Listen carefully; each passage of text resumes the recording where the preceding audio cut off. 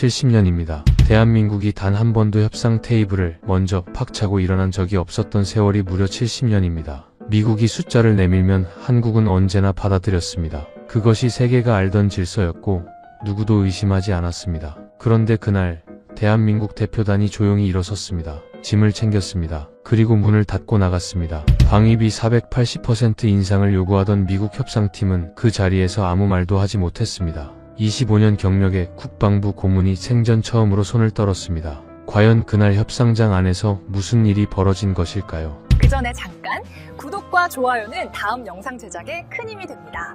그리고 댓글에 대한민국 화이팅! 한국을 응원해주세요. 그럼 오늘의 사연 시작합니다.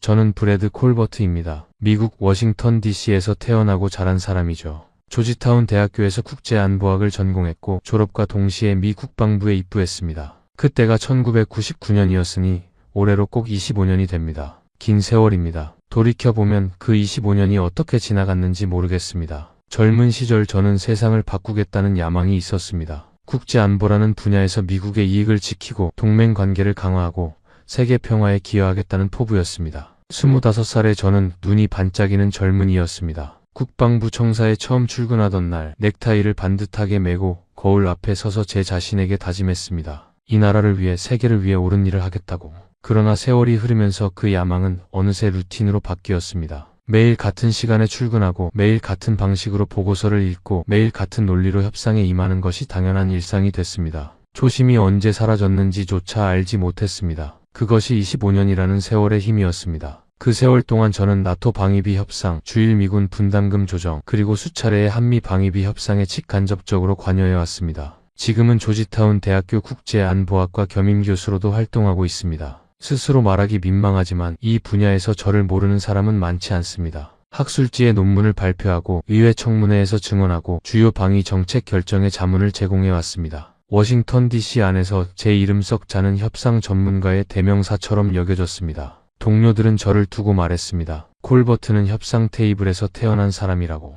저는 그 말이 싫지 않았습니다. 아니, 솔직히 말하면 자랑스러웠습니다. 그것이 제 정체성이었으니까요.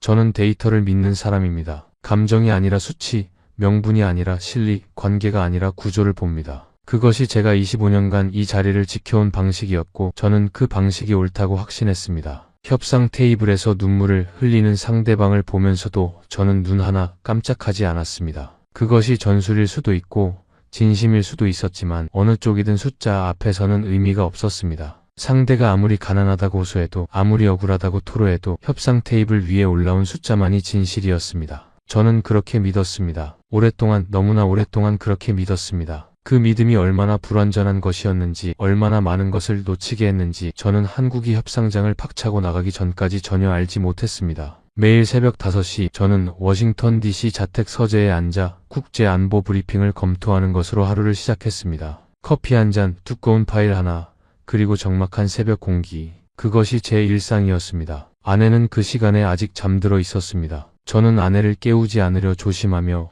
서재 문을 닫았습니다. 그리고 형광등 아래 홀로 앉아 세계의 안보 지형을 읽었습니다. 그 시간이 하루 중 가장 맑은 시간이었습니다. 잡음이 없었습니다. 전화도 없었습니다. 오직 저와 숫자와 분석만 있었습니다. 저는 그 고요한 시간을 사랑했습니다. 세계가 잠든 사이에 저 혼자 세계의 안보 지형을 읽고 있다는 느낌이 어딘가 숭고하게 느껴지기도 했습니다. 지금 생각하면 그것도 오만이었습니다만 그 서재 벽에는 제가 직접 만든 표가 하나 걸려 있었습니다. 역대 방위비 협상 타결 연도와 인상률을 정리한 표였죠. 1991년부터 시작해서 5년 단위로 타결된 협상의 결과들이 빼곡하게 적혀 있었습니다. 저는 그 표를 볼 때마다 묘한 자부심을 느꼈습니다. 숫자들은 언제나 제가 원하는 방향으로 움직였으니까요. 올라갈 때는 올라가고 속도를 조절할 때는 조절됐습니다. 협상이란 결국 힘의 게임이었고 저는 그 게임에서 언제나 강한 쪽에 서 있었습니다. 그리고 그 표 안에서 한국은 언제나 마지막 줄에 조용히 서명한 나라였습니다. 예외 없이 단 한 번도 빠짐없이요.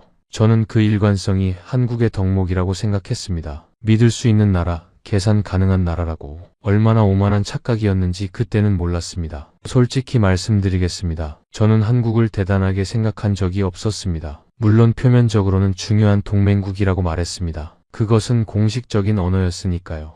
외부 강연이나 언론 인터뷰에서 저는 한국을 인도태평양 안보 구조의 핵심 파트너라고 표현했습니다. 그것은 의전이었습니다. 외교적 관례에 따른 언어였습니다. 그러나 내부적으로 회의실 문을 닫고 나서 저와 동료들이 한국을 어떻게 불렀는지 아십니까? 안정적 파트너, 예측 가능한 나라. 듣기엔 긍정적인 표현 같지만 그것은 사실 이런 뜻이었습니다. 시키는 대로 한다. 판을 엎지 않는다. 요구하면 결국 받아들인다. 저는 그것이 당연한 질서라고 믿었습니다. 25년 동안 한 번의 예외도 없이 그렇게 믿었습니다. 협상 전문가로서 저의 그 확신이 사실은 한국에 대한 가장 큰 무지였다는 것을 저는 훨씬 나중에야 알게 됩니다. 국방부 안에서 한국 관련 파일은 언제나 얇았습니다. 다른 나라 파일들과 비교하면 놀라울 정도로 얇았죠. 독일 파일은 두 손으로 들어야 했고 일본 파일은 별도 캐비닛을 써야 할 정도였습니다. 중동 관련 파일들은 아예 전용 서랍이 있었습니다. 그런데 한국 파일은 한 손으로도 충분했습니다. 얇고 가볍고 빠르게 처리될 수 있는 파일이었습니다. 누군가 그 이유를 물으면 저는 이렇게 대답하곤 했습니다. 한국은 변수가 없는 나라니까요. 저는 그것을 칭찬이라고 생각했습니다. 관리하기 쉬운 나라, 예측 가능한 나라라는 뜻으로 말한 것이었습니다. 지금 생각하면 얼굴이 화끈거립니다. 그것은 칭찬이 아니었습니다. 우리가 한국을 얼마나 가볍게 여겼는지를 보여주는 증거였습니다. 후배들에게 강의할 때도 마찬가지였습니다. 저는 즐겨 이런 말을 했습니다. 한미 방위비 협상은 가장 쉬운 협상이다. 한국은 절대 판을 엎지 않는다. 그러니 초보자도 맡길 수 있다. 강의실에서 웃음이 터져 나오면 저는 우쭐했습니다. 25년 경험에서 나온 통찰이라고 자부했으니까요. 학생들이 받아 적는 모습을 보며 흡족해했습니다. 실력 있는 교수가 실전 경험을 전수해준다는 뿌듯함이었습니다. 그러나 그 말이 얼마나 오만하고 무지한 것이었는지 저는 그때까지 전혀 알지 못했습니다. 한국을 가장 쉬운 협상 상대라고 가르쳐온 저 자신이 사실은 한국에 대해 아무것도 모르고 있었다는 것을, 그리고 그 무지가 엄청난 대가를 치르게 할 것이라는 것을, 한국 대표단이 협상장 문을 닫고 나가기 전까지 저는 정말로 몰랐습니다. 때는 2025년 초였습니다. 워싱턴 DC에는 유난히 차가운 바람이 불던 1월이었죠. 포토맥 강 위로 회색 하늘이 낮게 깔려 있었고 국방부 청사복도에는 새 행정부 출범 이후 특유의 긴장감이 감돌고 있었습니다. 새 행정부는 출범 첫날부터 동맹국들을 향해 강력한 신호를 보내고 있었습니다. 동맹은 의무가 아니라 거래다. 비용을 내지 않으면 보호도 없다. 무임승차는 더 이상 용납하지 않는다. 그것이 워싱턴 안팎에 퍼지던 새로운 공기였습니다. 복도에서 마주치는 동료들의 대화도 달라졌습니다. 이제 진짜 청구서를 내밀 때가 됐다. 그 말이 여기저기서 들렸습니다. 국방부 청사 카페테리아에서, 회의실 앞 복도에서, 엘리베이터 안에서. 새 행정부가 선물한 새로운 분위기였습니다. 저는 그 분위기가 나쁘지 않았습니다. 솔직히 말하면 오히려 반겼습니다. 오랫동안 저는 동맹국들이 미국의 군사력에 무임승차하고 있다고 생각해왔으니까요. 25년 동안 현장에서 지켜본 결과였습니다. 미국이 피와 돈을 쏟아부으면 그들은 그 우산 아래서 경제를 키웠습니다. 저는 그 구조가 바뀌어야 한다고 생각했고 새 행정부의 기조는 제 오랜 신념과 맞닿아 있었습니다. 드디어 올 것이 왔다는 느낌이었습니다. 오랫동안 기다려온 변화였습니다. 1월 중순 국방부 내부에 하나의 문건이 회람됐습니다. 한미 방위비 분담금 특별협정 재협상 관련 예비 검토 보고서였습니다. 저는 그 문건을 받아들고 커피를 한 모금 마시며 첫 장을 넘겼습니다. 인상 목표치가 눈에 들어왔습니다. 480%, 현행 대비 5배 가까운 수치였습니다. 저는 잠시 멈췄습니다. 그러나 놀라지는 않았습니다. 협상이란 높게 부르고 중간에서 만나는 것이니까요. 어느 시장에서나 어느 협상에서나 마찬가지였습니다. 높게 불러야 원하는 지점에서 만날 수 있습니다. 480이라고 불러야 나중에 200에서 만날 수 있는 것이었습니다. 저는 그 숫자를 출발점으로 이해했습니다. 한국이 어디까지 올라올 수 있는지 시험해보는 출발점이라고. 그리고 한국은 어차피 결국 올라올 것이라고 믿었습니다. 25년의 경험이 그것을 보장했습니다. 단 한 번의 예외도 없이. 그 무렵 저의 일상은 이랬습니다. 새벽 5시에 일어나 서재에서 브리핑을 검토하고 7시에 국방부에 출근해 오전 회의를 소화했습니다. 점심은 대부분 청사 내 구내식당에서 샌드위치로 때웠고 오후에는 협상 관련 실무 검토와 팀원 보고를 받았습니다. 저녁에는 조지타운 대학에서 격주로 강의가 있었습니다. 빽빽한 일정이었지만 익숙한 리듬이었습니다. 저는 그 리듬 안에서 한미 협상을 또 하나의 루틴으로 분류했습니다. 처리해야 할 항목 중 하나, 서랍 안에 있는 파일 중 하나, 그 이상도 그 이하도 아니었습니다. 그것이 제가 저지른 첫 번째 실수였습니다. 팀 구성도 느슨했습니다. 저를 포함해 5명이 한미 방위비 협상팀에 배속됐습니다. 저는 수석 고문이었고 나머지 4명은 각각 재정, 군수, 법무, 외교 분야 담당이었습니다. 팀 안에서 한국어를 할 줄 아는 사람은 단 한 명도 없었습니다. 통역사는 있었지만 그 통역사조차 협상 당일 아침에야 연락이 닿을 정도로 준비가 허술했습니다. 한국 측 수석 대표가 누구인지, 어떤 경력을 가진 사람인지, 이번 협상에 어떤 전략으로 임할 것인지 저희는 아무것도 몰랐습니다. 알려고 하지도 않았습니다. 그냥 가정했을 뿐입니다. 늘 그래왔듯이 이번에도 한국은 결국 서명할 것이라고. 그 가정이 얼마나 위험한 것이었는지 저는 그때 알지 못했습니다. 그리고 팀에서 가장 어린 막내가 있었습니다. 마이클 정이었습니다. 당시 32살 하버드 케네디 스쿨 출신의 젊은 분석관이었죠. 한국계 미국인 2세였고 놀랍게도 한국어를 독학으로 공부하고 있었습니다. 저는 마이클을 처음 봤을 때 영리하다고 생각했습니다. 눈빛이 또렷하고 질문이 날카로웠습니다. 그러나 너무 이상적이라고도 생각했습니다. 데이터보다 사람을 중시하고 전략보다 관계를 중시하는 것 같았습니다. 젊은 사람들의 흔한 열정이라고 여겼습니다. 현장에서 몇 년 굴러보면 달라질 것이라고요. 협상 테이블에서의 냉정함을 배우게 될 것이라고. 그것도 제 오만이었습니다. 마이클은 달라질 필요가 없었습니다. 달라져야 할 것은 저였으니까요. 어느 날 오후 마이클이 제 사무실 문을 두드렸습니다. 손에 얇은 파일 하나를 들고 있었습니다. 한국 측 협상 준비 동향을 자체적으로 분석한 자료였습니다. 저는 후워봤습니다. 꼼꼼하게 작성된 보고서였습니다. 한국 내 여론 동향, 국회 발언 추이, 외교부 인사 변동까지 담겨 있었습니다. 여야를 막론하고 방위비 협상에 강경 대응해야 한다는 여론이 고조되고 있다는 내용이었습니다. 그리고 맨 마지막 페이지에 마이클이 손으로 쓴 메모가 있었습니다. 이번엔 다를 수 있습니다. 저는 파일을 덮으며 말했습니다. 수고했어, 마이클. 그런데 이 정도까지 볼 필요는 없어. 한국은 늘 하던 대로 할 거야. 마이클은 잠시 저를 바라봤습니다. 뭔가 더 말하려는 듯한 표정이었습니다. 입을 열었다가 닫았습니다. 그리고 고개를 끄덕이고 나갔습니다. 저는 그 파일을 서랍 안에 넣었습니다. 그리고 닫았습니다. 그 서랍 안에 진실이 있었습니다. 저는 그 진실을 스스로 외면했습니다. 협상 당일 아침이었습니다. 새벽 5시, 평소처럼 서재에 앉아 브리핑을 열었습니다. 그런데 그날은 조금 달랐습니다. 브리핑 파일 맨 아래에 별도 첨부 문건이 하나 붙어 있었습니다. 주한 미국 대사관 무관실에서 올라온 현장 보고서였습니다. 분량은 짧았습니다. 단 3문단. 저는 커피를 마시며 후어봤습니다. 첫 문단을 읽는데 손이 멈췄습니다. 한국 외교부 내부 기류가 예년과 상이합니다. 강경 대응 방침이 내부적으로 공유된 정황이 포착됩니다. 협상 결렬 시나리오에 대한 자체 검토가 이루어지고 있는 것으로 판단됩니다. 저는 그 문장을 2번 읽었습니다. 그리고 파일을 덮었습니다. 협상 결렬 시나리오.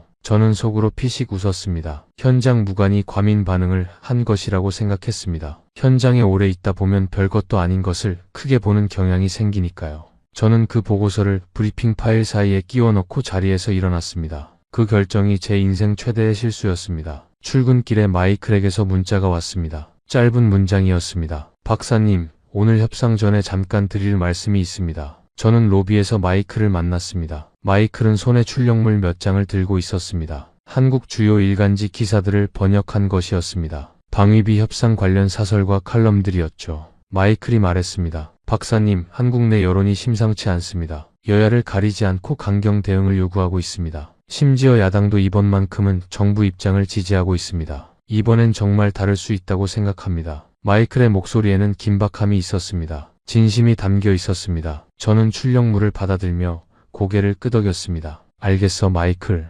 참고할게. 그리고 엘리베이터에 올랐습니다. 출력물은 가방 안으로 들어갔습니다. 그것이 그날 아침 제가 마지막으로 무시한 경고였습니다. 무관 보고서, 마이클의 자료, 마이클의 문자. 셋 모두 같은 방향을 가리키고 있었습니다. 저는 그것들을 보면서도 보지 않았습니다. 오전 최종 준비 회의에서 헌터가 단호하게 말했습니다. 오늘 협상의 목표는 명확합니다. 480% 인상안을 테이블에 올리고 한국의 반응을 확인합니다. 흔들리지 마십시오. 우리가 갑입니다. 회의실 안에서 고개들이 끄덕였습니다. 저도 끄덕였습니다. 부국장 데이비드 헌터는 저보다 3살 많은 베테랑이었습니다. 강경파로 통하는 인물이었고 방위비 협상에 관한 한 절대 물러서는 법이 없다는 평판을 가진 사람이었습니다. 그의 말은 명확했고 논리는 단순했습니다. 우리가 힘이 있다. 힘이 있는 쪽이 원하는 것을 얻는다. 그것이 협상이다. 저는 그 단순한 논리에 25년 동안 동의해왔습니다. 그런데 회의가 끝나고 폭도로 나서는 순간 제 발걸음이 잠깐 느려졌습니다. 무관 보고서의 한 문장이 머릿속에서 다시 떠올랐습니다. 협상 결렬 시나리오. 그리고 마이클의 목소리. 이번엔 정말 다를 수 있다고 생각합니다. 저는 멈칫했습니다. 손끝이 서늘해지는 느낌이 들었습니다. 그러나 저는 그 느낌을 즉시 눌러버렸습니다. 25년 경력이 주는 확신이 그 작은 균열을 덮어버렸습니다. 괜찮다. 한국은 언제나 하던 대로 할 것이다. 저는 그렇게 되뇌며 협상장을 향해 걸었습니다. 서울 주재 특파원에게서 마지막 연락이 온 것은 협상 2시간 전이었습니다. 문자 한 줄이었습니다. 한국 대표단 표정이 예년과 다릅니다. 긴장하지 않은 얼굴입니다. 긴장하지 않은 얼굴. 저는 그 문장을 읽고 잠시 생각했습니다. 자신이 있다는 것인가? 아니면 체념했다는 것인가? 결론을 내리지 못한 채 핸드폰을 주머니에 넣었습니다. 지금 돌이켜보면 그 모든 신호들이 너무나 선명했습니다. 그러나 저는 보지 않았습니다. 보려 하지 않았습니다. 협상장은 워싱턴 DC 국무부 청산의 3층 회의실이었습니다. 정식 명칭은 루즈벨트 룸이었지만 내부 사람들은 그냥 3번 방이라고 불렀습니다. 저는 이 방에서 수십 번의 협상을 치렀습니다. 익숙한 공간이었습니다. 넓지도 좁지도 않은 직사각형 공간, 가운데 길고 두꺼운 원목 테이블, 양쪽으로 10개씩 배치된 의자들, 그리고 벽에 나란히 세워진 성조기와 태극기. 저는 그 광경을 보며 생각했습니다. 저 두 국기가 나란히 서 있는 것처럼 오늘 협상도 별 탈 없이 마무리될 것이라고.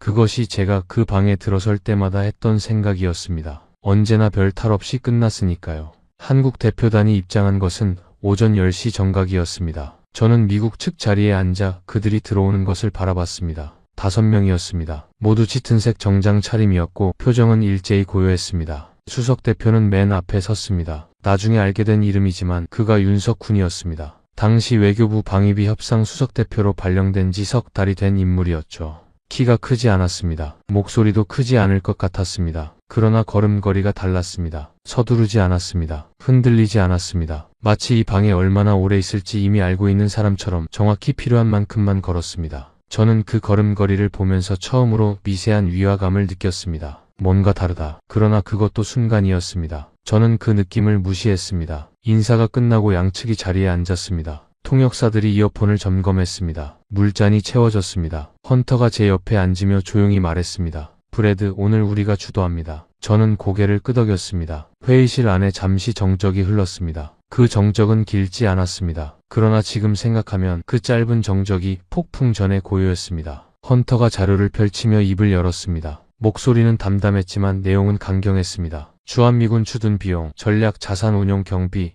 미군 인건비 상승분. 항목 하나하나를 짚어가며 헌터는 현행 분담금이 얼마나 불합리하게 낮은 수준인지를 설명했습니다. 그 설명은 준비된 것이었고 논리적이었고 데이터에 근거한 것이었습니다. 그리고 마지막으로 숫자를 제시했습니다. 현행 대비 480% 인상. 저는 한국 측 반응을 살폈습니다. 당혹감이나 동요가 나타날 것이라고 기대했습니다. 숫자에 놀라서 일단 시간을 달라고 할 것이라고 예상했습니다. 그것이 협상의 시작이었을 테니까요. 그러나 한국 대표단은 아무런 반응이 없었습니다. 숫자를 들었음에도 표정 하나 변하지 않았습니다. 윤석훈은 자료를 조용히 내려다보고 있었습니다. 그 옆에 대표 단원들도 마찬가지였습니다. 누군가 눈썹을 찌푸리거나 누군가 메모를 하거나 누군가 옆 사람과 귓속말을 나누거나 그 어떤 반응도 없었습니다. 그냥 앉아 있었습니다. 그 고요함이 자신감에서 비롯된 것이라는 사실을 저는 그때까지도 알아채지 못했습니다. 저는 그 고요함을 체념으로 읽었습니다. 받아들일 수밖에 없다는 것을 알고 있구나 라고.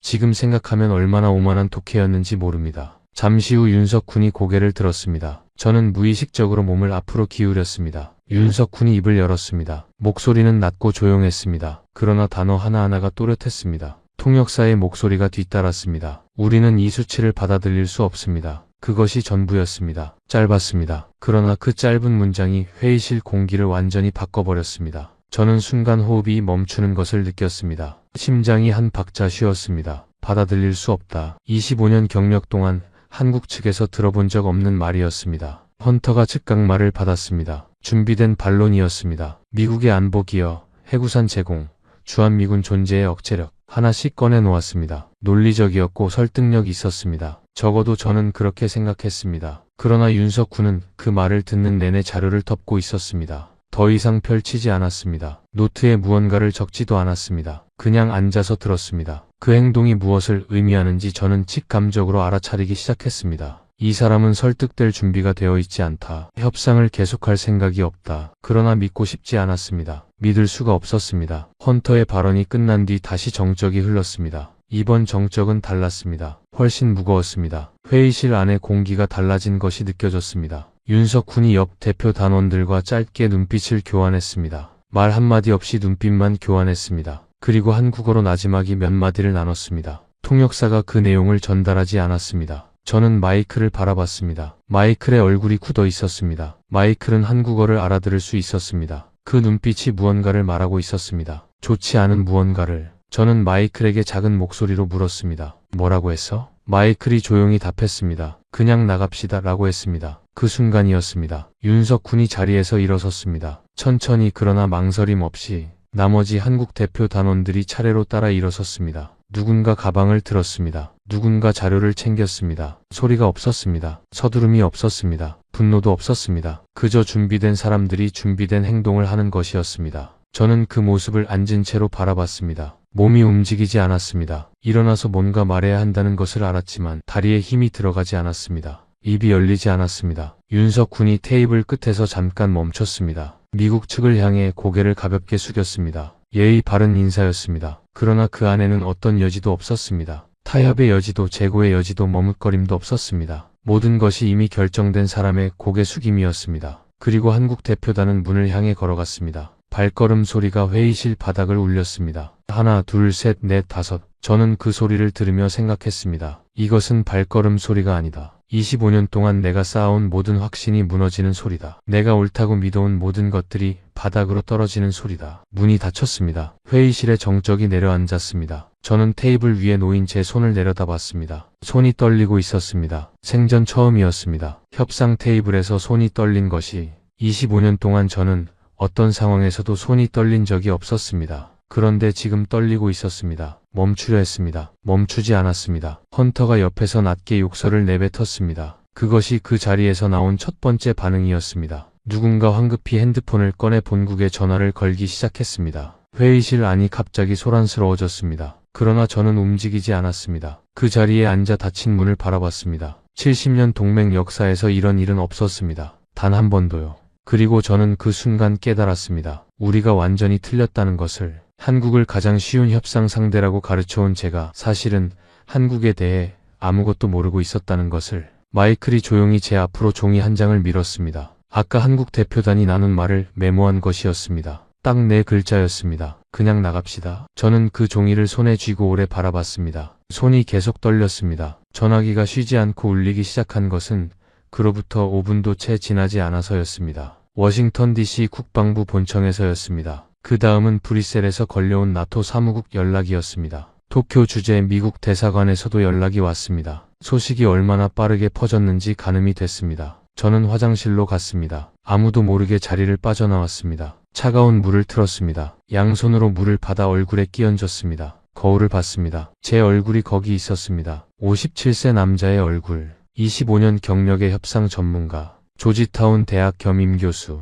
그러나 그 순간 거울 속 얼굴은 그 어떤 타이틀도 없는 그냥 한 사람의 얼굴처럼 보였습니다. 당황하고 흔들리고 무언가를 잘못 알고 있었다는 것을 직감하는 사람의 얼굴이었습니다. 저는 오래 그 얼굴을 바라봤습니다. 긴급 화상회의가 끝난 뒤 저는 혼자 회의실에 남았습니다. 한국 측이 두고 간 자료들이 아직 테이블 위에 있었습니다. 저는 천천히 그것들을 집어들었습니다. 처음으로 제대로 들여다봤습니다. 두꺼웠습니다. 생각보다 훨씬 두꺼웠습니다. 표지를 넘겼습니다. 목차가 나왔습니다. 한국의 실질 방위 기여 현황 분석, 주한미군 지원 내역 상세 데이터, 동맹 기여 재산적 모델 제안, 국제 방위 분담 비교 연구. 치밀했습니다. 정교했습니다. 이것은 협상 당일 아침에 급조한 자료가 아니었습니다. 오랜 시간 공들여 준비한 자료였습니다. 저는 페이지를 넘기며 등줄기가 서늘해지는 것을 느꼈습니다. 마이클이 문을 두드리고 들어왔습니다. 노트북 화면을 열어 보여줬습니다. CNN 속보 화면이었습니다. 한국협상 대표단 방위비 협상장 전격 퇴장.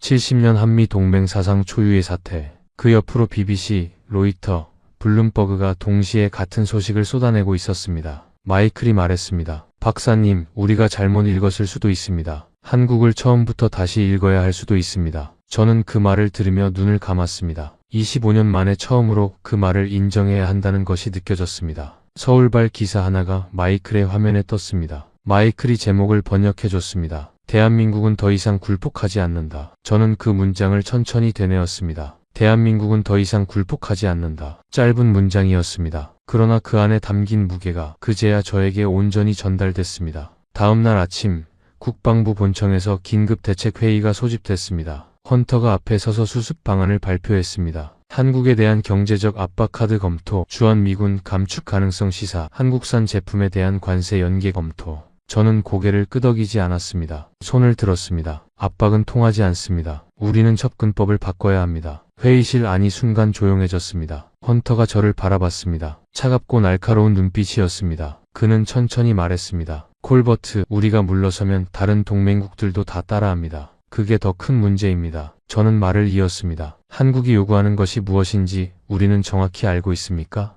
그것부터 파악해야 합니다. 헌터의 얼굴이 굳었습니다. 회의실 안의 공기가 달라졌습니다. 저는 그 순간 느꼈습니다. 이 자리에서 제가 고립되기 시작하고 있다는 것을. 폭도에서 헌터가 저에게 다가왔습니다. 낮은 목소리로 말했습니다. 브래드, 당신 지금 이상한 방향으로 가고 있어. 조심해. 저는 그것이 경고인지 협박인지 구분이 되지 않았습니다. 그러나 그 눈빛 안에 있는 것이 단순한 우려가 아니라는 것은 알았습니다. 그날 저녁 저는 처음으로 마이클에게 속내를 털어놓았습니다. 퇴근 후 국방부 청사 근처 카페에서였습니다. 저는 커피잔을 두 손으로 감싸쥐고 말했습니다. 마이클, 나는 25년 동안 한국을 잘못 읽고 있었어. 한국이 요구하는 것이 돈이 아닐 수도 있다는 생각을 이제야 하고 있어. 너무 늦은 건지도 모르겠지만. 마이클이 조용히 말했습니다. 늦지 않았습니다, 박사님. 그런데 이제부터는 제대로 읽어야 합니다. 저는 고개를 끄덕였습니다. 그것이 우리 두 사람 사이에 무언가가 바뀐 순간이었습니다. 상사와 부하가 아니라 같은 방향을 보기 시작한 두 사람이 된 순간이었습니다. 카페에서 나와 걷는데 비가 내리기 시작했습니다. 워싱턴 DC의 봄비였습니다. 우산이 없었지만 저는 걸었습니다. 빗물이 얼굴을 적셨습니다. 저는 그 빗속을 걸으며 생각했습니다. 동맹이란 무엇인가? 거래인가? 관계인가? 숫자인가? 신뢰인가?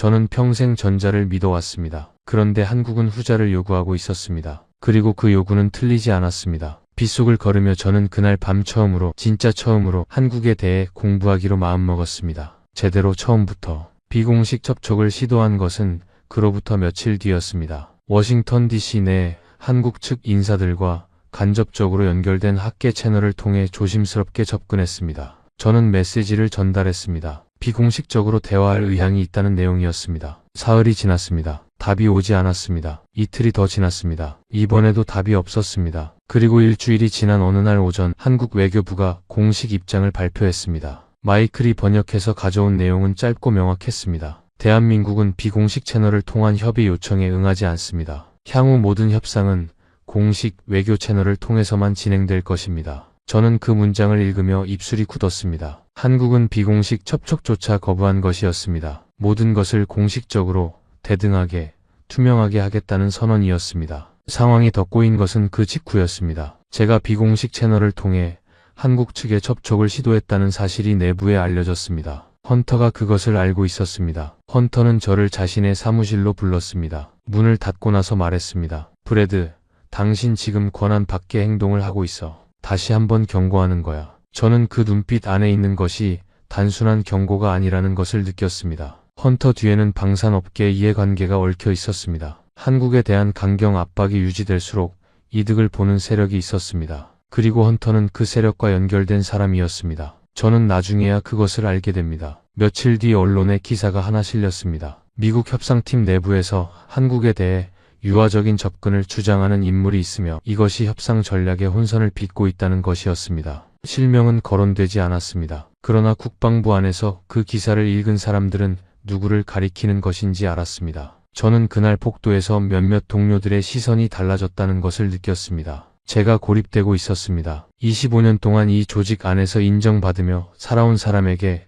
고립은 낯설고 고통스러운 것이었습니다. 그러나 저는 멈추지 않기로 했습니다. 첫 번째 시도가 실패로 끝난 뒤 저는 며칠 동안 제대로 잠을 이루지 못했습니다. 새벽 2시, 3시에 눈이 떠졌습니다. 불을 켜지 않은 채 어둠 속에 앉아 있었습니다. 내가 정말 옳은 방향으로 가고 있는 것인가? 25년 경력을 걸 만한 일인가? 아니면 나이 든 관료가 뒤늦게 감상적이 된 것인가? 그 질문들이 새벽마다 저를 깨웠습니다. 그 무렵 마이클이 두꺼운 파일 하나를 들고 제 사무실로 왔습니다. 한국 현대사 관련 자료 모음이었습니다. 마이클이 직접 번역하고 편집한 것이었습니다. 논문, 신문 기사, 외교 문서, 그리고 사진들이 섞여 있었습니다. 저는 그날 저녁 서재에서 파일을 펼쳤습니다. 1950년 한국전쟁 발발 당시 서울의 모습이 담긴 사진이 첫 번째로 나왔습니다. 저는 그 사진을 보고 숨이 멈추는 것을 느꼈습니다. 잿더미였습니다. 건물은 무너졌고 거리는 폐허였습니다. 그 사진 옆에 마이클이 작은 글씨로 메모를 달아놓았습니다. 1953년 정전 직후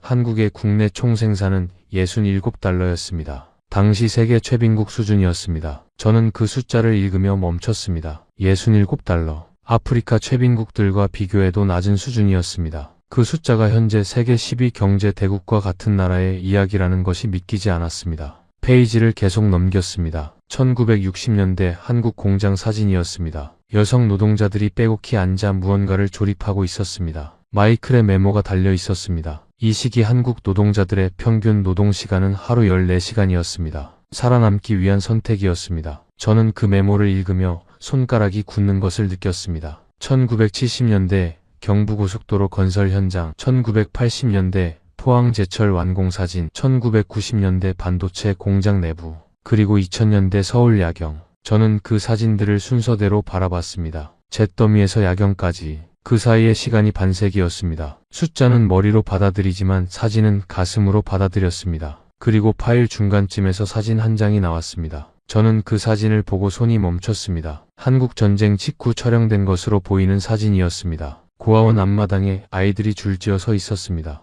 10명 남짓이었습니다. 모두 해진 옷을 입고 있었습니다. 신발을 신지 않은 아이도 있었습니다. 가장 어린 아이는 서너 살쯤 돼 보였고 가장 큰 아이는 12살 정도였습니다. 그러나 그 아이들의 눈빛이 저를 붙잡았습니다. 울고 있지 않았습니다. 카메라를 똑바로 바라보고 있었습니다. 그 눈빛 안에 무언가가 있었습니다. 포기하지 않겠다는 것이었습니다. 무너지지 않겠다는 것이었습니다. 아무것도 없지만 그래도 살아남겠다는 것이었습니다. 저는 그 사진을 내려놓지 못했습니다. 오래 바라봤습니다. 눈이 시렸습니다. 저는 그때 처음으로 깨달았습니다. 대한민국은 기적으로 성장한 나라가 아니었습니다. 저 눈빛을 가진 사람들이 이를 악물고 만들어낸 나라였습니다. 그리고 그 나라가 협상장에서 자리를 팍 차고 일어난 것이었습니다. 그것은 오만이 아니었습니다. 자존이었습니다. 폐허에서 살아남은 사람들이, 그 후손들이 이제 협상 테이블에서 자신들의 가치를 지키겠다고 선언한 것이었습니다. 저는 그 사실을 눈물이 고이도록 바라보면서 느꼈습니다. 그 밤 저는 아버지를 떠올렸습니다. 아버지는 한국전쟁 참전 용사였습니다. 딱 한 번,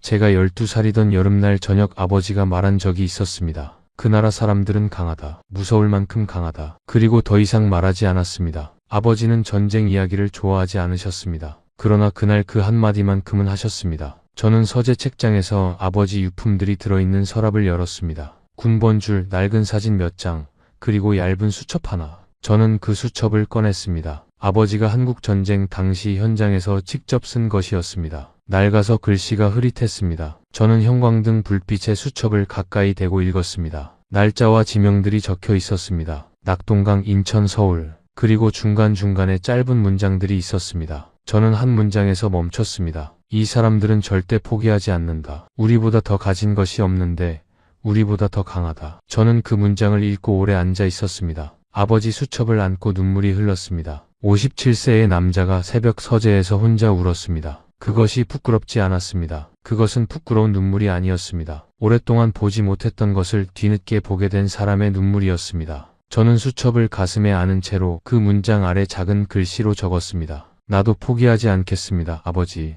펜을 내려놓고 창밖을 바라봤습니다. 워싱턴 DC의 밤하늘이 보였습니다. 별이 없는 밤이었습니다. 그러나 마음 한구석에는 아주 작은 빛이 꺼지지 않고 남아 있었습니다. 그 빛이 꺼지지 않고 사흘이 더 흘렀습니다. 넷째 날 아침이었습니다. 저는 평소보다 일찍 출근해 사무실에 앉아 있었습니다. 아직 다른 직원들이 출근하기 전이었습니다. 그때 노크 소리가 났습니다. 마이클이었습니다. 그런데 마이클의 표정이 달랐습니다. 뺨이 약간 상기돼 있었고 눈빛에 무언가 들떠 있었습니다. 마이클이 문을 닫고 들어와 제 책상 앞에 섰습니다. 그리고 말했습니다. 박사님, 연결됐습니다. 저는 커피잔을 내려놓았습니다. 마이클이 말을 이었습니다. 한국 측 채널입니다. 제가 지난 열흘 동안 개인적으로 접촉을 시도하고 있었습니다. 조지타운 대학 내 한국학 연구소를 통해서였습니다. 그 연구소 소장이 한국 외교부와 오랜 학문적 인연이 있었습니다. 어제 저녁 늦게 연락이 왔습니다. 한국 측에서 만날 의향이 있다고 합니다. 마이클이 주머니에서 접힌 종이 한 장을 꺼냈습니다. 저는 펼쳤습니다. 미국 정부 대표 자격이 아닌 개인 자격으로의 만남이라면 응할 의향이 있습니다. 장소와 시간은 상대방이 정하십시오. 저는 마이클에게 물었습니다. 한국 측 대표가 누구야? 마이클이 답했습니다. 박세준이라는 분입니다. 전직 외교부 차관보 출신이시고 지금은 퇴임하셨습니다. 한미 관계 전문가로 학계에서 활동하고 계십니다. 저는 그 이름을 되뇌었습니다. 박세준. 오래전 학술 자료에서 몇 번 본 이름이었습니다. 그러나 직접 만난 적은 없었습니다. 저는 잠시 생각했습니다. 개인 자격으로의 만남. 그것은 제 직위와 배지를 내려놓고 가야 한다는 것이었습니다. 만약 이 사실이 헌터에게 알려지면 어떻게 될지 알 수 없었습니다. 직무정지가 될 수도 있었습니다. 최악의 경우 해임도 가능했습니다. 저는 그것을 알면서도 이상하게 두렵지 않았습니다. 아버지 수첩에 적은 그 문장이 떠올랐습니다. 나도 포기하지 않겠습니다. 저는 마이클을 바라봤습니다. 서울이겠지? 마이클이 고개를 끄덕였습니다. 네, 서울입니다. 저는 말했습니다. 개인 휴가를 쓰겠어. 아무에게도 말하지 마. 인천공항에 도착한 것은 현지 시각으로 다음날 저녁이었습니다. 비행기에서 내리자마자 공기가 달랐습니다. 습하고 따뜻했습니다. 처음으로 서울의 공기를 마신 것이었습니다. 늦은 나이에 처음 발을 디딘 땅이었습니다. 아버지가 70년 전에 왔던 그 땅이었습니다. 택시가 서울 시내를 달렸습니다. 창밖으로 도시가 흘러갔습니다. 고층 빌딩과 좁은 골목이 공존하는 도시였습니다. 현대적인 것과 오래된 것이 층층이 쌓여있는 도시였습니다. 이 도시가 70년 전에는 잿더미였습니다. 마이클의 파일 속 사진과 지금 창밖의 풍경이 같은 곳이라는 것이 실감이 되지 않았습니다. 그러나 그것이 사실이었습니다. 박세준을 만나기로 한 장소는 서울 종로구의 한 조용한 한옥 찻집이었습니다. 나무 문을 밀고 들어가자 은은한 향이 났습니다. 차향이었습니다. 구석 자리에 한 남자가 앉아 있었습니다. 70대 초반으로 보였습니다. 머리는 휘었고 얼굴에 주름이 깊었습니다. 그러나 눈빛이 날카롭고 맑았습니다. 박세준이었습니다. 저는 걸어가서 앞에 섰습니다. 박세준은 자리에서 일어나지 않았습니다. 악수를 건네지도 않았습니다. 그냥 저를 바라봤습니다. 오래 조용히 바라봤습니다. 저는 그 시선을 피하지 않았습니다. 박세준이 입을 열었습니다. 왜 오셨습니까? 저는 잠시 생각하다가 솔직하게 답했습니다. 제가 틀렸다는 것을 알았습니다. 그리고 제대로 알고 싶어서 왔습니다. 박세준이 저를 바라보는 눈빛이 달라졌습니다. 무언가를 가늠하는 눈빛이었습니다. 그리고 천천히 고개를 끄덕였습니다. 그러면서 찻잔을 들어 저에게 권했습니다. 저는 두 손으로 받았습니다. 찻잔이 따뜻했습니다. 그 온기가 손바닥을 타고 천천히 퍼졌습니다. 저는 그 온기를 느끼며 생각했습니다. 시작됐다. 이제 진짜 시작됐다. 박세준과의 만남은 2시간이 넘게 이어졌습니다. 찻잔이 3번 채워졌습니다. 저는 말하기보다 들었습니다. 박세준이 말했습니다. 우리는 미국이 동맹을 거래로 바꾸는 것을 더 이상 받아들일 수 없었습니다. 그리고 물었습니다. 콜버트 씨, 한국이 지금까지 주한미군을 위해 제공한 토지 면적이 얼마인지 아십니까? 서울과 경기도 일대 핵심 지역의 상당 부분입니다. 그 땅의 시장 가치를 현재 기준으로 환산하면 수십조 원을 훌쩍 넘습니다. 그런데 한국은 그것을 무상으로 제공하고 있습니다. 협상 테이블에서 미국이 제시하는 숫자 안에 그것이 포함됩니까? 저는 대답할 수 없었습니다. 포함되지 않았습니다. 한 번도 포함된 적이 없었습니다. 박세준이 카투사 제도를 물었습니다. 매년 수천 명의 한국 청년들이 카투사로 미군과 함께 복무합니다. 그 인력의 경제적 가치를 환산해 본 적이 있습니까? 그것이 방위비 협상 숫자에 반영된 적이 있습니까? 저는 또 대답할 수 없었습니다. 박세준이 찻잔을 내려놓으며 말했습니다. 콜버트 씨, 미국이 계산한 방위비와 한국이 실제로 부담하는 비용 사이에는 큰 간극이 있습니다. 미국은 현금으로 지불되는 분담금만 방위비로 계산합니다. 그러나 한국은 토지, 인력, 군수 지원, 인프라 제공까지 모두 합산해서 생각합니다. 같은 것을 보고 있는데 보이는 것이 전혀 다른 것입니다. 그것이 이번 협상의 본질적인 문제입니다. 저는 그 말을 들으며 등줄기가 서늘해지는 것을 느꼈습니다. 이것이었습니다. 우리가 놓치고 있던 것이 바로 이것이었습니다. 저는 박세준에게 물었습니다. 그렇다면 한국이 진짜로 원하는 것이 무엇입니까? 박세준이 저를 바라봤습니다. 잠시 침묵이 흘렀습니다. 그리고 천천히 말했습니다. 인정입니다. 한국은 돈을 더 적게 내고 싶은 것이 아닙니다. 우리가 해온 것을 제대로 봐달라는 것입니다. 동등한 파트너로 취급해달라는 것입니다. 70년 동안 한국은 미국의 요구를 들어왔습니다. 그러나 그것이 당연한 것처럼 여겨지는 것은 받아들일 수 없습니다. 저는 그 말을 들으며 눈을 감았습니다. 인정. 그 한 단어가 이 모든 것의 핵심이었습니다. 저는 25년 동안 그 핵심을 보지 못했습니다. 찻집을 나올 때 박세준이 덧붙였습니다. 콜버트 씨 아버님이 한국전에 참전하셨다고 들었습니다. 아버님 덕분에 우리가 여기까지 왔습니다. 잊지 않고 있습니다. 저는 그 말에 목이 메었습니다. 겨우 고개를 끄덕이는 것이 전부였습니다. 워싱턴 DC로 돌아오는 비행기 안에서 저는 밤새 노트를 채웠습니다. 새로운 협상 프레임의 골격을 잡기 시작했습니다. 첫 번째 항목으로 한국의 기여라는 별도 챕터를 넣었습니다. 현금 분담금만이 아니라 현물 기여, 인력 기여, 인프라 기여를 모두 포함하는 챕터였습니다.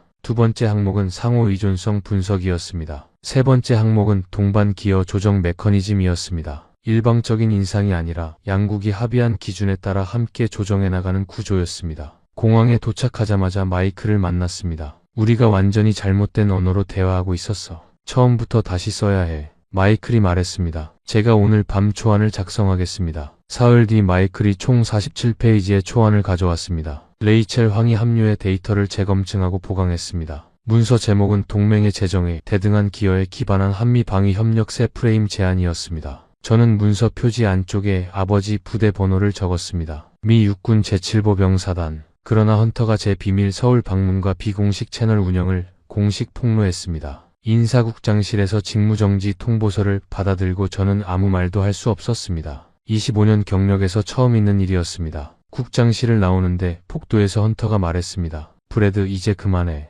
당신 경력 다 끝나기 전에. 저는 멈추지 않고 걸었습니다. 뒤를 돌아보지 않았습니다. 헌터의 말이 등 뒤로 멀어졌습니다. 동시에 마이클에게서 긴박한 연락이 왔습니다. 미국 강경파가 한국에 대한 경제 제재 예비 검토 명령을 하달했다는 것이었습니다. 저는 레이첼을 통해 백악관 안보보좌실 선임 참모 짐 오코너와의 비공식 만남을 잡았습니다. 짐이 30분 동안 문서를 읽었습니다. 그리고 24시간 주십시오 라고 말하며 문서를 가방에 넣었습니다. 다음날 긴급 상황이 왔습니다. 저는 짐에게 문자를 보냈습니다. 짐에게서 전화가 왔습니다. 제재 움직임 알고 있습니다. 지금 위에 보고하는 중입니다. 오늘 오후 2시에 청사로 오십시오. 백악관 안보보좌관 로버트 케인 앞에서 저는 10분을 받았습니다. 저는 서서 문서를 테이블 위에 내려놓았습니다. 보좌관님, 저는 직무정지된 관료입니다. 그러나 25년 경력이 마지막으로 드릴 수 있는 보고가 있어서 왔습니다. 10분만 주십시오. 케인이 손목시계를 봤습니다. 10분입니다. 저는 숫자로 시작했습니다. 한국의 현물 기여 총액,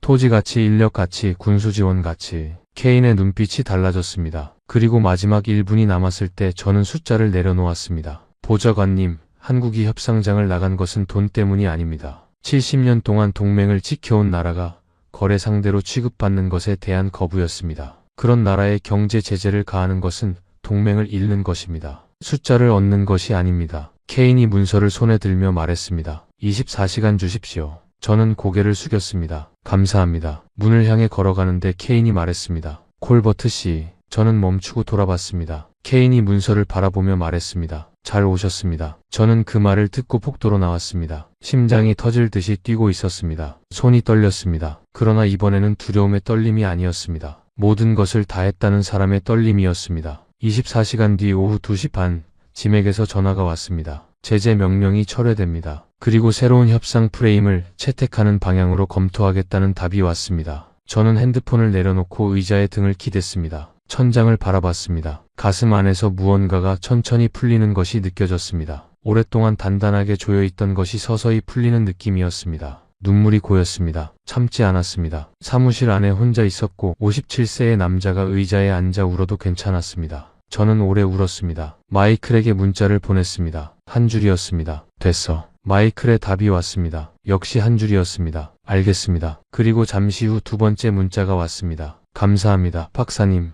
저는 그 세 마디를 읽으며 다시 눈물이 고였습니다. 헌터는 그날 오후 사무실을 비웠습니다. 다음날 아침 조용히 관련 직무에서 물러났다는 소식이 들렸습니다. 직무정지가 해제되고 한국 측과의 협상 재개 준비팀의 수석 고문으로 복귀하라는 통보가 왔습니다. 서울에서 답이 왔습니다. 대한민국은 새로운 프레임에 기반한 협상 재개에 응할 의향이 있습니다. 준비됩니다. 준비됩니다. 한국은 언제나 준비하고 있었습니다. 처음부터 준비하고 있었습니다. 그것을 몰랐던 것은 저였습니다. 협상 재개 첫날 한국 대표단이 입장했습니다. 윤석 군이 맨 앞에 섰습니다. 우리는 악수를 나눴습니다. 윤석 군의 손이 단단했습니다. 그가 자리에 앉으면서 저에게 낮은 목소리로 말했습니다. 마이클이 조용히 번역해줬습니다. 기다렸습니다. 저는 그 두 마디를 듣고 눈이 뜨거워졌습니다. 고개를 숙이며 말했습니다. 늦어서 죄송합니다. 윤석 군이 짧게 고개를 끄덕였습니다. 더 이상 말이 필요하지 않았습니다. 그날 협상은 이전과 완전히 달랐습니다. 양측이 번갈아가며 자료를 제시하고 상대방의 말을 들었습니다. 한국 측이 현물 기여 데이터를 제시했습니다. 미국 측이 그것을 인정하는 발언을 했습니다. 처음 있는 일이었습니다. 협상이 끝나고 윤석 군이 저에게 다가왔습니다. 한국은 거래를 원하지 않습니다. 동맹을 원합니다. 저는 그 말을 들으며 눈을 감았습니다. 아버지의 수첩이 떠올랐습니다. 이 사람들은 절대 포기하지 않는다. 우리보다 더 가진 것이 없는데 우리보다 더 강하다. 저는 눈을 뜨고 윤석 군을 바라봤습니다. 그리고 말했습니다. 알겠습니다. 동맹으로 하겠습니다. 윤석 군이 처음으로 미소를 지었습니다. 짧고 작은 미소였습니다. 그러나 그 미소 안에 70년이 담겨 있었습니다. 협상 재개 소식이 공식 발표되자 전 세계 언론이 즉각 반응했습니다. CNN 자막이 흘렀습니다. 동맹의 재정에 한국이 이끌다. BBC가 분석 기사를 냈습니다. 로이터가 속보를 터뜨렸습니다. 나토 사무총장이 성명을 냈습니다. 동맹 기여의 포괄적 산정 방식에 대한 이번 논의가 나토 내에서도 참조할 만한 모델이 될 수 있다는 내용이었습니다. 한국이 협상장에서 일어선 그 하나의 행동이 만들어낸 파장이 대서양을 건너고 있었습니다. 일본 방위성이 이번 한국의 협상 방식과 새로운 프레임 문서를 내부 연구용으로 요청했다는 소식도 들렸습니다. 마이클이 그 소식을 전하며 말했습니다. 박사님, 일본이 우리 문서를 공부하겠다는 것입니다. 저는 속으로 생각했습니다. 이것은 원래 우리 문서가 아닙니다. 박세준이 찻집에서 가르쳐준 것입니다. 한국이 70년 동안 지켜온 진실을 마침내 우리가 문서로 옮긴 것입니다. 마이클은 국무부 한국 담당 수석 분석관으로 전격 발탁됐습니다. 저는 말했습니다. 이번 일에서 내가 없었으면 아무것도 없었어. 마이클이 말했습니다. 박사님, 저는 그냥 한국이 옳다고 생각했을 뿐입니다. 저는 그 말을 듣고 오래 마이클을 바라봤습니다. 처음에 제가 그 파일을 서랍에 넣었을 때 마이클은 포기하지 않았습니다. 계속 자료를 번역했고 계속 경고를 보내왔고 조용히 자신만의 방식으로 채널을 뚫었습니다. 그것이 이 모든 것의 시작이었습니다. 저는 눈을 돌렸습니다. 또 눈이 뜨거워질 것 같았습니다. 한국 국방부에서 공식 초청이 온 것은 가을이었습니다. 저는 마이클, 레이첼과 함께 서울을 다시 방문했습니다. 박세준이 약속한 대로 진짜 한국을 보여줬습니다. 판문점, 포항제철, 그리고 마지막으로 낙동강 근처 작은 마을이었습니다. 아버지가 속했던 미 육군 제7보 병사단이 싸웠던 지역이었습니다. 마을 어귀에 작은 기념비가 서 있었습니다. 마이클이 한국어 문구를 읽어줬습니다. 자유를 위해 이 땅에서 싸운 모든 이들에게 감사를 드립니다. 저는 기념비 앞에서 자세를 바로 했습니다. 그리고 경례를 올렸습니다. 군인이 아닌 사람이 올리는 경례였지만 그것이 할 수 있는 가장 정중한 표현이었습니다. 박세준이 봉투 하나를 꺼냈습니다. 저는 떨리는 손으로 받았습니다. 봉투 안에는 오래된 문서들이 있었습니다. 아버지 부대의 작전 일지 사본이었습니다. 그리고 그 안에 작은 흑백 사진 한 장이 있었습니다. 젊은 미군 병사들이 한국 민간인들과 함께 찍은 사진이었습니다. 박세준이 말했습니다. 왼쪽에서 세 번째가 콜버트 씨 아버님으로 추정됩니다. 저는 그 사진을 들여다봤습니다. 25이나 됐을까요?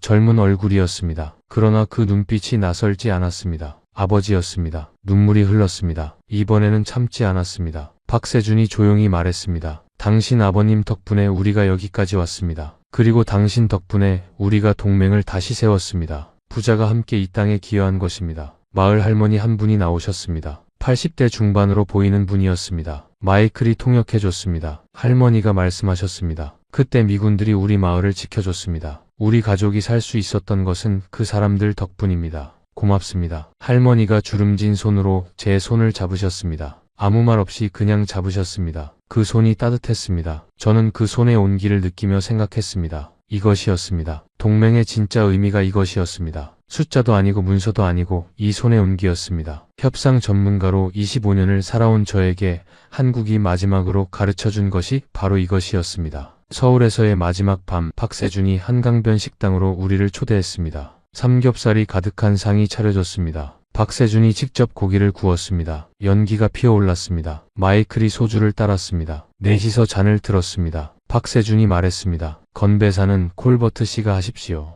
저는 잔을 들고 잠시 생각했습니다. 그리고 말했습니다. 동맹을 위하여. 박세준이 웃으며 말했습니다. 좋습니다. 넷이서 잔을 부딪혔습니다. 소주 한 모금이 목을 타고 내려갔습니다. 뜨거웠습니다. 저는 그 뜨거움을 느끼며 한강을 바라봤습니다. 밤의 한강이었습니다. 불빛이 물 위에서 흔들렸습니다. 저는 그 불빛들을 바라보며 생각했습니다. 아버지, 지금 보고 계십니까?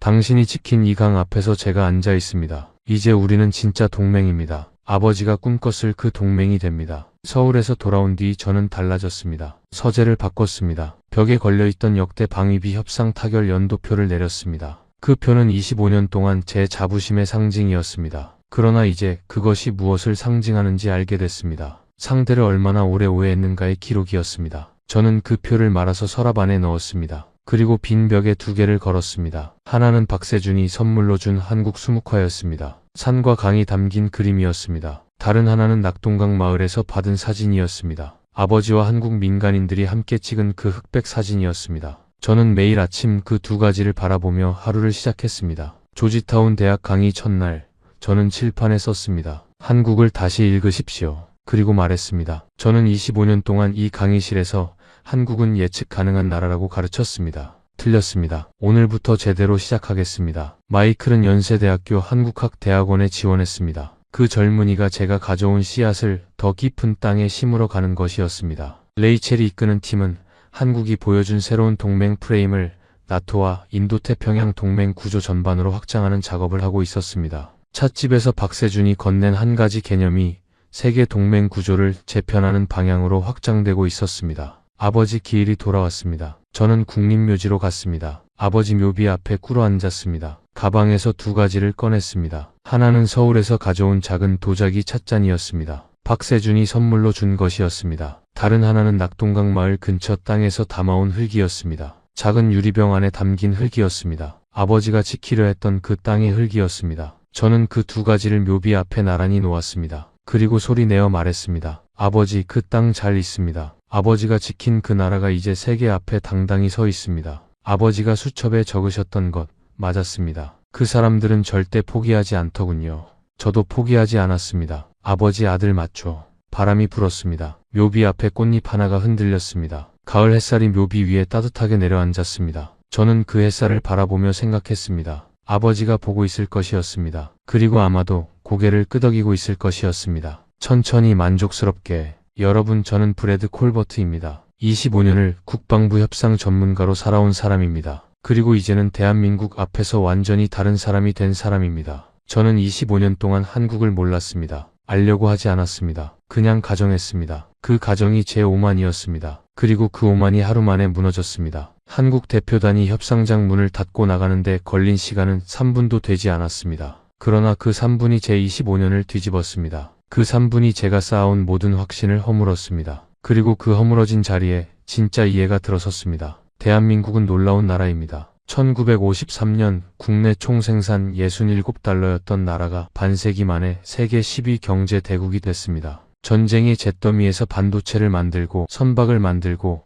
자동차를 만들었습니다. 세계가 불가능하다고 했을 때 대한민국은 가능하다고 증명했습니다. 그것은 기적이 아니었습니다. 저 눈빛을 가진 사람들이 이를 악물고 만들어낸 것이었습니다. 포기하지 않는 눈빛, 고아원 사진 속 아이들의 눈빛, 협상장에서 문을 닫고 나가던 윤석훈의 눈빛, 하루 14시간 공장에서 일하던 노동자들의 눈빛, 그것은 모두 같은 눈빛이었습니다. 수십 년을 이어온 같은 눈빛이었습니다. 그리고 그 눈빛은 어느 날 갑자기 생겨난 것이 아니었습니다. 여러분의 아버님 세대가 만들어낸 것이었습니다. 전쟁이 끝난 폐허에서 아무것도 없는 백사장에서 세계가 불가능하다고 했을 때 가능하다고 버텼던 그 세대가 만들어낸 것이었습니다. 그 세대가 이를 악물고 버텼기 때문에 지금의 대한민국이 있는 것입니다. 그 세대가 포기하지 않았기 때문에 오늘의 협상장에서 대한민국이 당당히 설 수 있는 것입니다. 저는 그것을 외국인으로서 25년 경력의 협상 전문가로서 그리고 한국전쟁 참전 용사의 아들로서 분명히 말씀드릴 수 있습니다.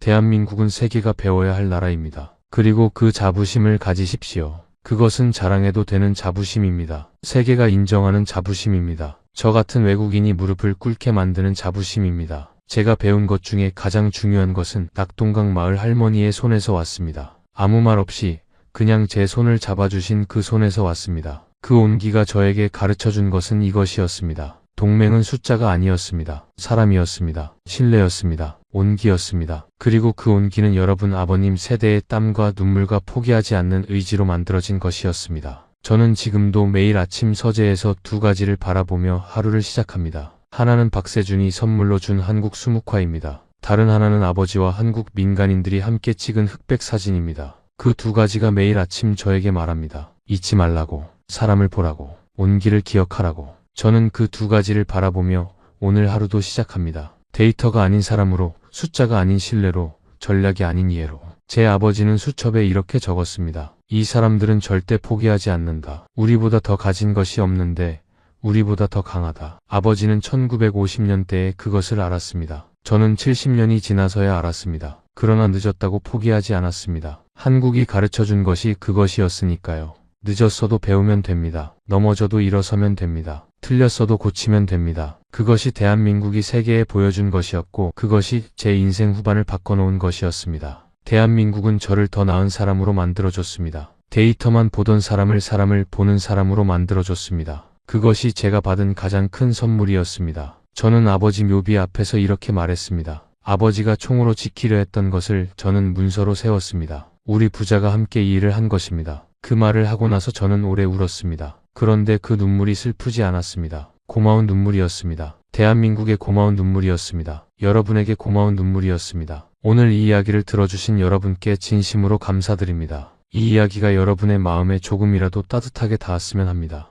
여러분의 아버님 세대가 이룩한 것들을 그리고 여러분이 지금 이어가고 있는 것들을 다시 한번 자랑스럽게 생각해 주셨으면 합니다. 대한민국은 그럴 자격이 있는 나라입니다. 세계가 배우러 오는 나라입니다. 그리고 저 브래드 콜버트를 바꾼 나라입니다. 이 감동적인 이야기가 마음에 드셨다면 좋아요 버튼을 눌러주시고 구독도 부탁드립니다. 이 이야기를 더 많은 분들과 나누고 싶으시다면 공유도 해주십시오. 여러분의 아버님 세대 이야기, 여러분이 느끼는 대한민국의 자부심을 댓글로 나눠주십시오. 그 이야기들이 모여 또 하나의 감동이 될 것입니다. 긴 시간 함께 해주셔서 진심으로 감사합니다. 저는 브래드 콜버트였습니다. 대한민국 덕분에 더 나은 사람이 된 사람이었습니다. 감사합니다. 대한민국 진심으로 감사합니다.